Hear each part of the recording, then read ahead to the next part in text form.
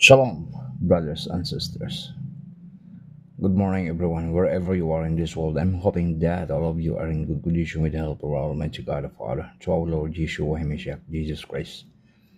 I warning you, United Kingdom, Germany, Europe, you will be falling, including London.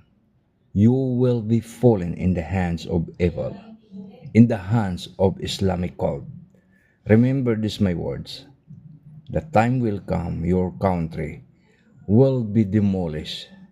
Your country will become garbage because of the evil that you allowed to stain your country. Remember that, brothers and sisters.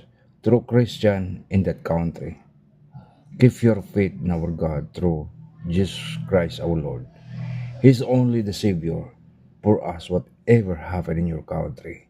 But your country will be fallen in the hands of evil.